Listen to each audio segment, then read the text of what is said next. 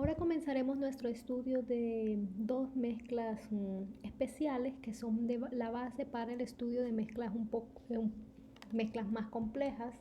Así como nosotros estudiamos las mezclas gaseosas considerando que se comportan como gases ideales, y esa sirve de base para estudiar mezclas de gases reales con algunas modificaciones que no hemos que no hemos estudiado, pero sí son la base para eso.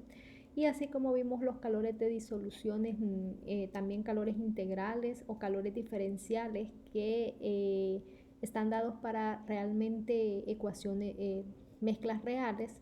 Necesitamos un mecanismo para poder estudiar esas mezclas que son más complejas pero con bases simples, y para eso vamos a comenzar a estudiar y vamos a estudiar dos tipos de mezclas, que son las disoluciones ideales y las disoluciones diluidas ideales. Estas dos sirven de base para el estudio de mezclas reales, y también se pueden ajustar a ciertas mezclas que son reales y que cumplen muy bien el comportamiento de estas mezclas ideales y diluidas ideales. Comenzamos nuestro estudio con las disoluciones ideales. Las disoluciones ideales, así como lo muestra su esquema ahí, aquí tenemos una mezcla de dos compuestos, las bolitas blancas y bolas negras. Entonces tendríamos dos componentes y podemos definir que una mezcla ideal es donde tenemos moléculas similares y donde cuando yo reemplace una de esas moléculas por otra, en este caso si yo reemplazo las bolas blancas por las negras, no tenga un cambio de estructura espacial dentro de la disolución, o sea en tamaño y en forma, de manera que las bolitas negras tendrían que tener la misma forma, en este caso esférica, ¿verdad? Y el mismo tamaño de las bolas blancas. Entonces yo no podría, por ejemplo, si yo quisiera trabajar, colocar un cuadrado o por ejemplo un cuadrado adentro de esto con un tamaño y una forma totalmente diferente, entonces se alejaría de la idealidad de lo que nosotros estamos definiendo como disoluciones ideales. Y la otra condición es que la energía de interacción entre esas moléculas tiene que ser similar. ¿A qué se refiere? De que cuando yo introduzca, por ejemplo, la bola negra en la bola blanca, la interacción que tenga entre bola negra y blanca sea similar a la que ella tenía con la otra bola blanca y blanca. Por ejemplo, si nosotros estamos trabajando y estamos introduciendo reemplazando un componente que no formaba enlaces de hidrógeno, y al introducir otro componente, este forma enlaces de hidrógeno, probablemente hay un cambio energético o un cambio energético que tengamos entre esos dos componentes. Entonces hace referencia a eso. Tiene que cumplir básicamente, para que se ajuste lo más posible, tiene que cumplir que sea tiene que tener una similitud física, tanto en tamaño como en forma, y también una similitud energética, que ya sea la forma de interacción que tengan entre ellas mismas. Hay algunos ejemplos que se ajustan bien a la definición de disoluciones ideales, pero aún así siempre presentan diferencias. Lo que tratamos de hacer es que esas diferencias sean lo más pequeñas posibles.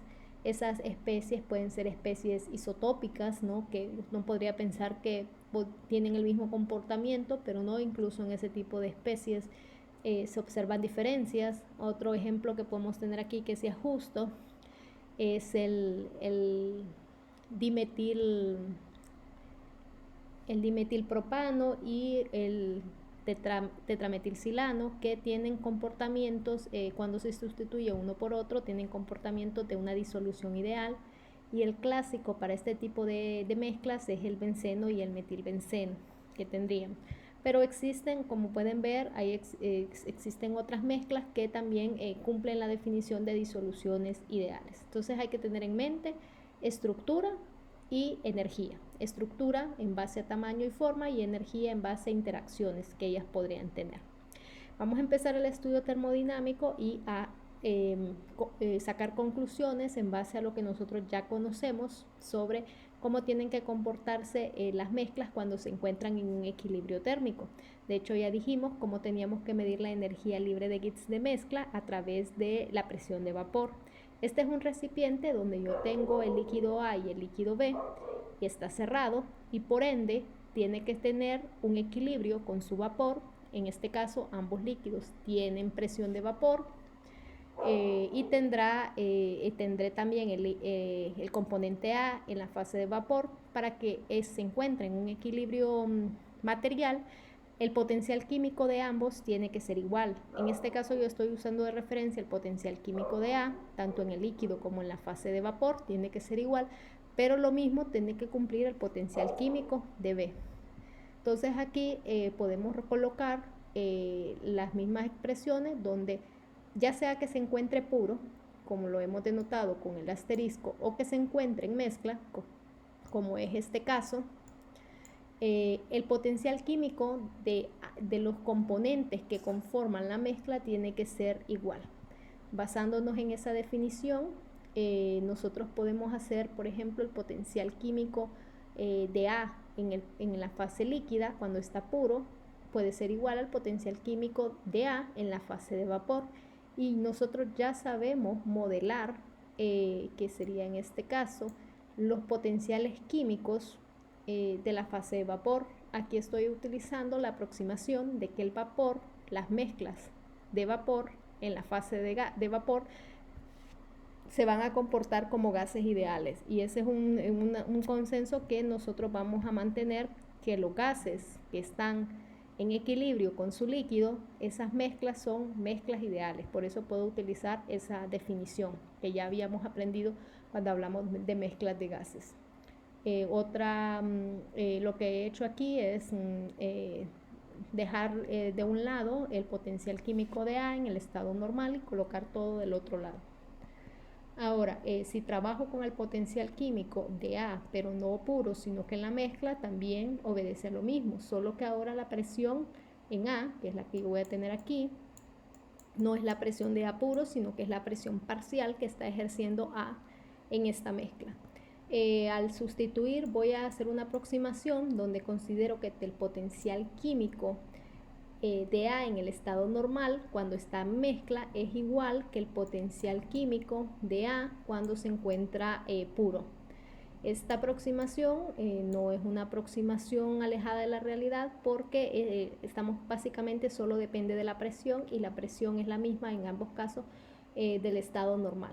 Al sustituir eso, puedo saber a cuánto equivale el potencial químico de A en la fase líquida, y sustituyendo el que ya teníamos acá, puedo dejarlo en términos de las presiones, tanto puros como en la mezcla.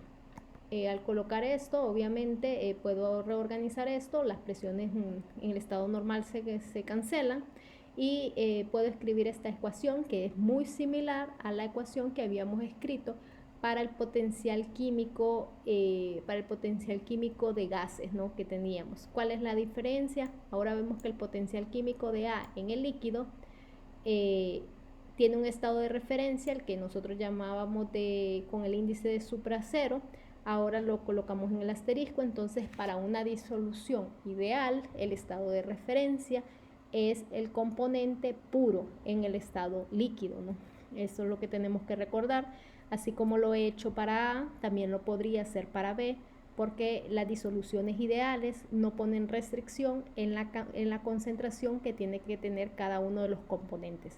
La única restricción que ellos colocan es que tienen que tener la misma forma y el mismo tamaño y las mismas fuerzas energéticas al momento de interactuar entre sí. Podemos ver que tiene la forma que habíamos visto, similar a la forma de mezclas de gases, solo que aquí tenemos la presión de A entre la presión de A puro, que es la presión parcial del gas, y vamos a ver que esta relación de presiones es dada ahora para relacionar la parte del líquido, que nosotros es lo que probablemente estemos interesados en encontrar. Para eso vamos a hacer uso de una ley que está dada por este personaje que se llama Raoult. Esa ley de Raoult lo que nos permite es decir que esta relación de presiones, que está relacionando las presiones en la fase de vapor, es igual a una fracción, y esta fracción de A relaciona, pero no la del gas, ve que lo he colocado con X, sino que la de líquido. O sea que Raúl dice que la relación que tenga de las presiones en la fase de vapor será igual a la fracción de líquido de ese componente. Escrita ya con la fracción de líquido, pues tendríamos esto, sabiendo que esta no es fracción de vapor, sino que es la fracción de líquido.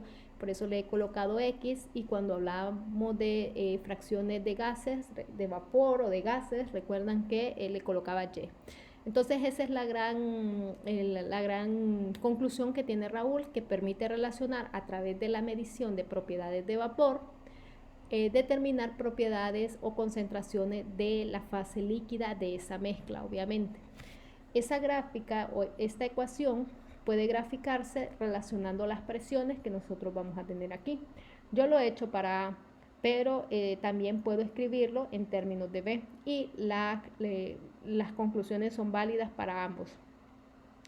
Si ustedes se fijan, todos siguen un comportamiento lineal, de manera de que cuando yo tengo la fracción en el eje de las X de A y no tengo nada de A, pues obviamente la mezcla está pura y corresponde, la presión total corresponderá a la presión parcial de B, porque no tengo A. Cuando yo tengo la fracción molar de A en 1, fracción molar líquida, en 1, obviamente no tengo B, entonces la presión total corresponde a la presión de A puro.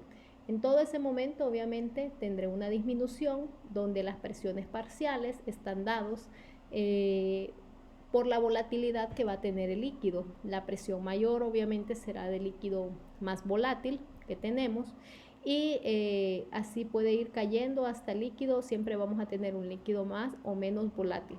Y las presiones parciales, que son estas que estamos colocando aquí, que no tienen asterisco, también son líneas rectas, porque de hecho solo dependen de la concentración. Ustedes se fijan que al graficar eso sería una línea recta. 0 obviamente cuando no tengo nada de A, y aumenta hasta llegar a A puro, y en el caso de B también sería 0 en este caso.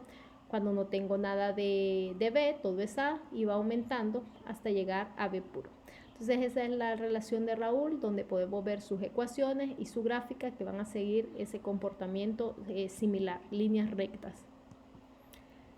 Ahora, si nosotros analizamos, podemos escribir la ecuación que teníamos para mezclas, que si ustedes se fijan es prácticamente similar a la que definimos para mezclas de gases, solo que aquí yo he colocado X en lugar de Y obviamente el significado de X es la fracción molar en el líquido, y allá hacía referencia a la fracción molar en la fase de gas.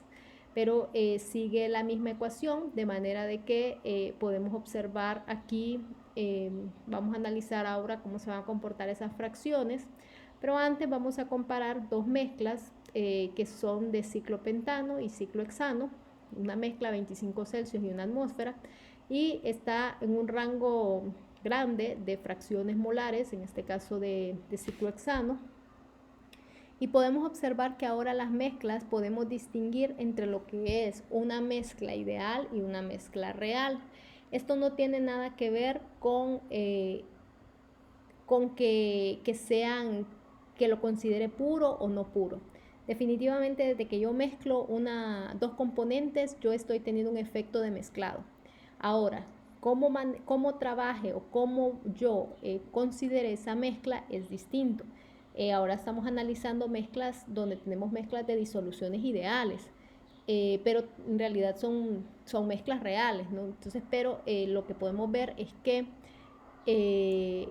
cuando nosotros tenemos ciertas características como las que ya conversamos sobre la forma y la parte energética, esas mezclas ideales pueden ajustarse muy bien a lo que serían las mezclas reales. Podemos observar aquí la mezcla ideal, utilizando una disolución ideal, cómo son los resultados utilizando esta ecuación.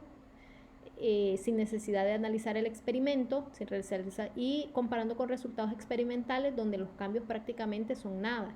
807, 806, 1242, 1240, son resultados bien cercanos y realmente tampoco se ven afectados en gran medida por el aumento de las concentraciones, mantienen una tendencia, una diferencia muy similar. Entonces quiere decir que el uso de mezclas de disoluciones ideales puede ser de gran ayuda porque nosotros a través de ecuaciones sencillas podemos determinar esas cantidades que tenemos. Otro ejemplo acá que está basado solo en una concentración, pero para diferentes temperaturas, es la mezcla de benceno y la misma estructura de benceno, solo que con los hidrógenos adulterados. En este caso tenemos deuterio en lugar de hidrógeno. Y lo que podemos observar también es que al hacer estos pequeños cambios son bien similares a diferentes temperaturas. También ven que la temperatura, probablemente a menores temperaturas, se vea menos afectado, pero no es una diferencia que podamos considerar que sigue una tendencia de que al aumentar temperatura la diferencia entre mezcla ideal y mezcla real aumenta. Entonces, aunque las mezclas sean ideales, quiero que tengan siempre claro que aunque las mezclas consideradas ideal, siempre va a existir un G de mezcla. De hecho, cuando lo vimos en gases, vimos que existe un G de mezcla. Ahora que tenemos líquidos, también va a existir un G de mezcla, aún considerando que las disoluciones o son gases ideales o son disoluciones ideales. Aquí tenemos la misma gráfica que habíamos hecho para gases y ustedes pueden ver el comportamiento que tiene. Sigue las mismas definiciones cuando teníamos por esta misma ecuación, donde las fracciones de líquido, siempre una fracción molar es menor que 1, estos valores van a ser negativos y por ende el G de una mezcla ideal será siempre, en términos de espontaneidad, un proceso espontáneo. Si yo tengo una disolución ideal, ella se va a mezclar de manera espontánea. No quiere decir que lo mismo va a ocurrir para disoluciones reales, pero en el caso de mezclas de gases ideales y de mezclas de líquidos de disoluciones ideales sí va a ocurrir. La entropía, por otra parte, tiene que aumentar para que pueda cumplir también el proceso de no violar la segunda ley. Y si esta aumenta, esta disminuye y se compensan, la entalpía tiene que ser igual a 0, así como lo vimos para gases. ¿Qué sucede con el volumen? Pues el volumen también es igual a 0 porque no el volumen en sí, sino que el volumen de mezcla. Se supone que yo estoy sustituyendo las moléculas de mi disolvente por otras moléculas que son prácticamente iguales. Entonces no voy a tener una diferencia considerable en el volumen y ese volumen de mezcla será igual a 0. Si el volumen de mezcla es igual a 0 y la entalpía de mezcla es igual a 0, entonces la energía interna tiene que ser igual a 0. Cuando yo mezclo disoluciones ideales, hablando del ciclo pentano, del ciclo hexano, que es la tabla que acabamos de ver, yo no esperaría que tengan calores de disolución, o sea, una entalpía de disolución que será igual a 0. Entonces, cuando vimos los ejemplos de calores integrales y diferenciales para el ácido sulfúrico y el agua, desde ya vemos que existe una diferencia considerable y podemos ver que esa mezcla no se comportaría como una disolución ideal. Podemos trabajarla como una disolución ideal, pero por sus diferencias que tienen principalmente energéticas y en forma, no cumplirían con esta condición o no nos arrojarían los resultados correctos para poder hacer cálculos o hacer predicciones de propiedades. Una vez que tenemos eso, recordando que el estado ahora de referencia de una mezcla de disoluciones ideales será la sustancia pura en el mismo estado, en este caso estado líquido. Y acá simplemente lo que he hecho es sustituir la presión parcial de A, que va a obedecer también a lo que nosotros ya conocemos, que sería la fracción de vapor de A por la presión total. La presión total no es más que la presión de A y la presión de B. Y si nosotros podemos escribir eso en términos de esto, que es la ley de Raoult, para cada uno de los componentes, porque yo puedo aplicar a ambos componentes la ley de Raoult, que aplicaría las definiciones, y también sabiendo que si solo es una mezcla que contiene dos componentes, la fracción de líquido tiene que ser igual a la unidad, al igual que la fracción de vapor también tiene que ser igual a la unidad. Puedo escribir una en términos de la otra y puedo ver lo que ya habíamos observado en la gráfica, que era que nosotros teníamos un comportamiento lineal.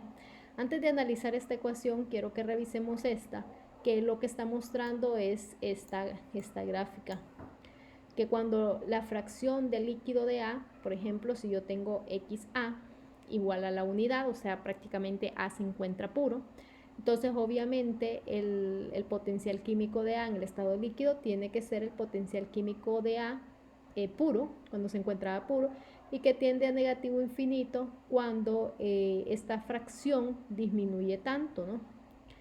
De manera de que compense y se vuelva un valor negativo de este lado. Cuando tenemos estas mezclas, que era lo que estábamos conversando en lo que estaba mencionando en esta ecuación, que tenemos, todo lo he dejado en términos de la fracción molar de A. Aquí, por ejemplo, en este caso, A podría ser el metilbenceno o tolueno, como comúnmente se le conoce, y podemos ver que tiene que tener un comportamiento lineal. De hecho, varía linealmente porque estos valores van a ser constantes.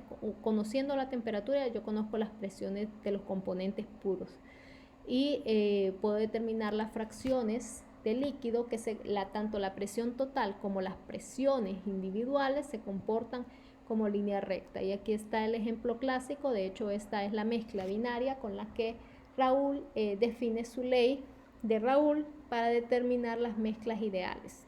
Una mezcla ideal entonces es básicamente la que va a cumplir o se va a ajustar a la definición que acabamos de identificar.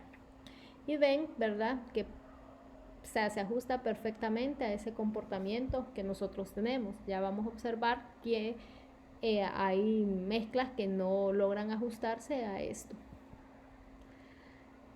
Ahora vamos a estudiar otras mezclas, que son las mezclas de disoluciones diluidas ideales, que era el otro tipo de mezclas ideales que habíamos mencionado que íbamos a estudiar.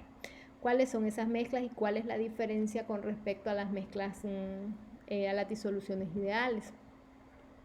Aquí vamos a tener primero que considerar si nosotros tenemos a nivel molecular una mezcla de un componente de las bolas azules y el componente de las bolas rojas, para que sea una mezcla diluida ideal, tiene que cumplir, vamos a llamar ahora el componente mayoritario, que en este caso, o en la mayoría de los casos, siempre consideramos que es el disolvente. Lo vamos a definir como XA, o sea, el disolvente será el que lleve la letra A. Y en el otro caso que tenemos el soluto, o los solutos que tengamos, o los componentes que estén en menor proporción, van a llevar la letra I, y puede ser cualquiera, A, puede ser B, C o D, hasta donde los componentes que tengan. Para los componentes, la condición es que el disolvente tiene que tender a la unidad, o sea, tiene que estar en una proporción grande, y el soluto tiene que tender a cero, o sea, que tiene que estar en una proporción, prácticamente la mezcla tiene que ser bien diluida. Para eso hay algunas restricciones por las que no podemos utilizar una disolución diluida ideal, y la primera es que no se aplica para disoluciones de electrolitos. ¿Por qué? Porque cuando usted tiene disoluciones electrolíticas, normalmente tiene disociaciones, y esas disociaciones iónicas, la fuerza que va a existir entre un átomo, entre un ion y otro, será fuerte, y para poder considerarla que es una disolución ideal, yo tengo que eliminar por completo las interacciones soluto-soluto, o sea que si este es el ion que se disoció rojo, no podría sentir atracción electrostática por medio de la otra. Entonces, para poder considerar solo las interacciones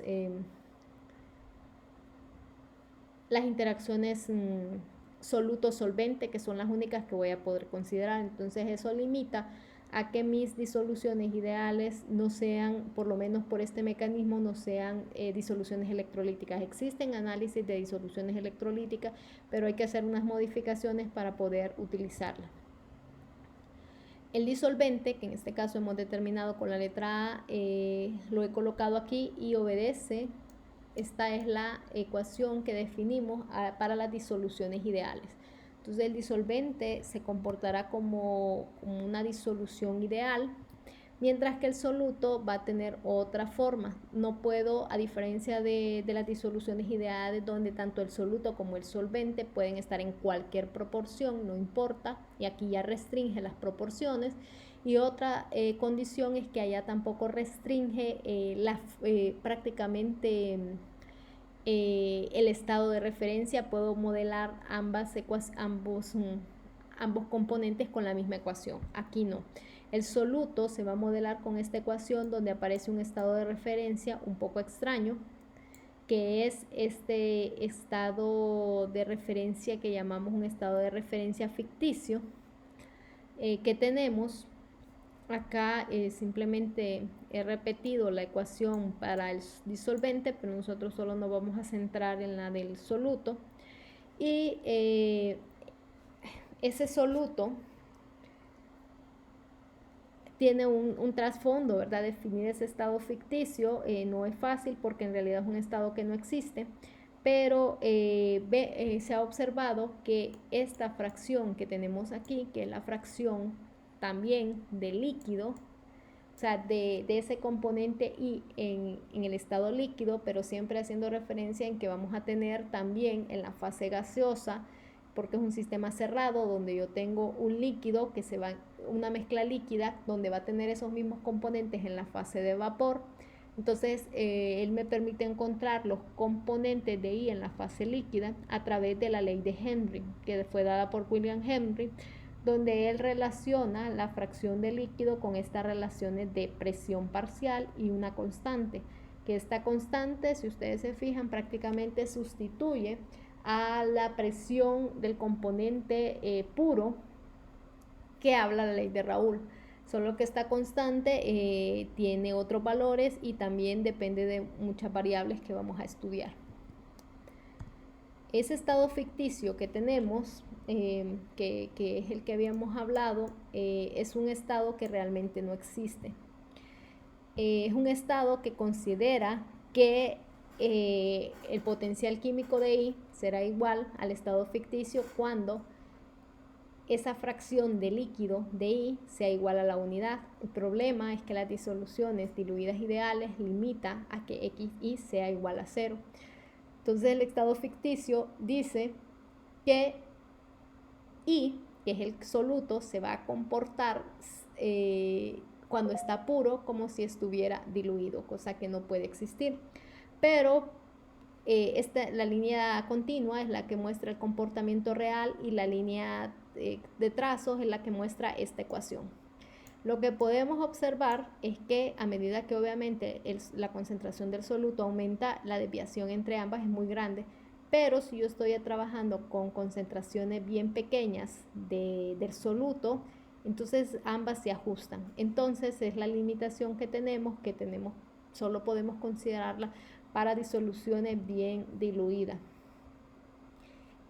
Como el estado ficticio depende depende del disolvente que estemos utilizando, depende de la presión, depende de la temperatura que estemos trabajando. Entonces, tanto la constante que sale de aquí, de la constante de Henry, como el estado ficticio dependen de todas esas variables: temperatura, presión, disolvente que utilicemos.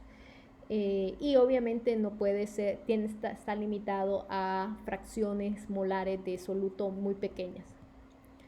Este es un cuadro donde podemos ver claramente cómo sería el comportamiento de las disoluciones ideales diluidas, o sea, ideales y diluidas ideales, donde claramente se ve que el disolvente puede ser modelado con la ley de Raoult y que el soluto puede ser modelado con la ley de Henry.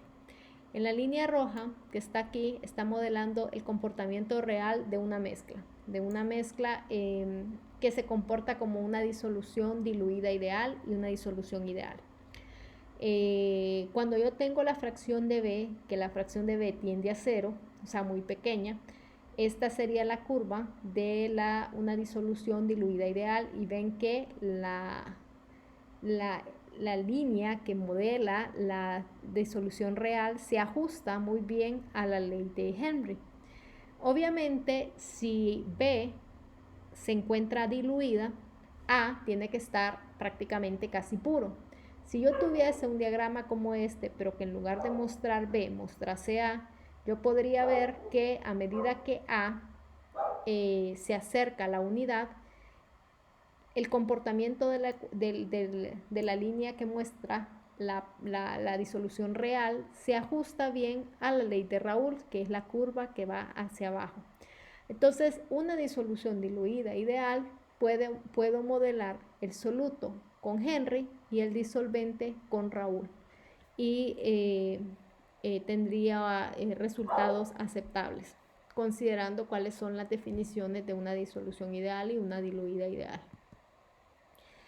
La ley de Henry o las disoluciones diluidas ideales se utilizan mucho para solubilidad de gases. ¿Por qué? Porque los gases prácticamente se disuelven en los líquidos como solutos, o sea, tienen, además de que se disuelven como soluto, la cantidad que puede absorber un líquido no es muy grande, y tienen la característica también que se pueden encontrar en la fase de vapor. Entonces, yo podría pensar, por ejemplo, cuando nosotros dejamos un vaso con agua, el aire que está alrededor, obviamente el agua que nosotros tenemos contiene parte de las moléculas de hidrógeno, moléculas de todo lo que tengamos en la atmósfera en ese momento, de nitrógeno, de dióxido de carbono, de oxígeno. Entonces habrá moléculas de esos gases diluidas ahí adentro. La ley de Henry puede ayudarme, o las disoluciones diluidas ideales, ayudarme para saber la concentración que yo voy a tener de esos gases en el líquido y cuánta tendría en la fase de vapor. Aquí yo les estoy mostrando algunos valores de las constantes de equilibrio, de la constante de Henry para diferentes gases, donde se muestra claramente que la constante es totalmente dependiente del disolvente. Miren los valores que muestra para el hidrógeno cuando tenemos agua y cuando tenemos benceno, son completamente diferentes. Lo mismo también que depende del tipo de soluto, o sea, en este caso del tipo de gas, si es hidrógeno, nitrógeno, oxígeno o monóxido, tiene valores completamente diferentes. Entonces necesitamos analizar, prácticamente conseguir esos valores de la constante de Henry para cada una de las mezclas que necesitemos. Una labor que no se hace fácil, ¿no? Muchas veces toca aproximar con valores similares o despreciar algunos efectos de temperatura muy poco, pero tal vez de presión, tal vez de presión básicamente, porque también con respecto al disolvente cambia mucho. Aquí tenemos, por ejemplo, los valores que tendría, siempre se mantiene constante, pero ahora solo es en agua, de estos gases.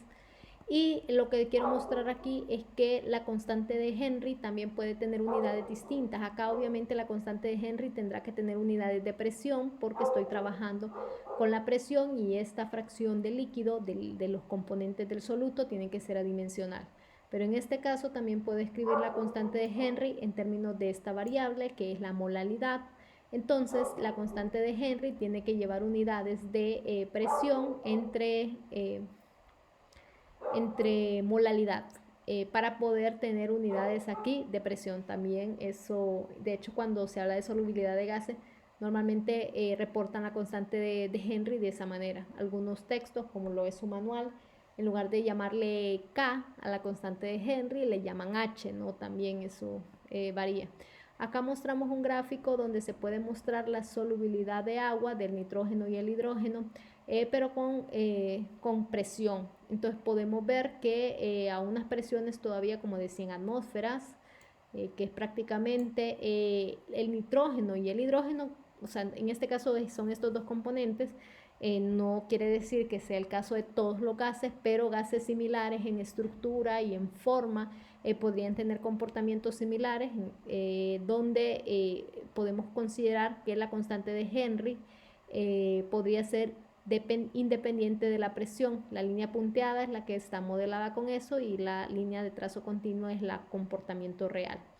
Al aumentar la presión, obviamente se ve afectado y se ve una diferencia. Por ejemplo, más el hidrógeno prácticamente mantiene un valor bien constante, incluso hasta 300 atmósferas, pero el nitrógeno no, hay una desviación. Aquí lo que quiero mostrar es que podamos ver algunas diferencias que tengamos en las desviaciones que podemos tener de los comportamientos tanto de la ley de Raoult como la ley de Henry, o en su defecto disoluciones ideales y disoluciones diluidas ideales. Las líneas que son los trazos, que son las líneas con trazos, muestran los comportamientos modelados por la ley de Raoult. Esta es la línea de la presión total. Y aquí están las líneas, por ejemplo, de la acetona y del cloroformo, cómo sería su comportamiento. El comportamiento real es este con las líneas continuas. Entonces podemos ver que definitivamente se aleja bastante de las mezclas ideales para el acetona y el cloroformo. Y las líneas que tenemos aquí de trazos de puntos es la que muestra para la ley de Henry, que es la que modelaría la ley de Henry. Le voy a colocar una H para definir, obviamente en este caso, por ejemplo, del cloroformo, cuando el cloroformo está en una concentración muy diluida, pues sí, el comportamiento real de la presión del cloroformo se acerca al comportamiento que modelaría con la ley de Henry. Entonces ahí no sería tan descabellado colocar y modelar el cloroformo con la ley de Henry. A este tipo de desviaciones se le llaman desviaciones negativas porque todas las presiones, si ustedes se fijan, están por debajo de las presiones predichas por Raoult. Entonces sería una desviación negativa del comportamiento ideal. Aquí tenemos otra que es el disulfuro de carbono con acetona. Y nuevamente las líneas las líneas con trazos muestran el comportamiento de la ley de Raoult. Y las líneas continuas son los comportamientos reales. Ahora tenemos un comportamiento opuesto donde el comportamiento real está por encima de las presiones que predice Raoult. Entonces a ese tipo de desviaciones se le llama una desviación positiva.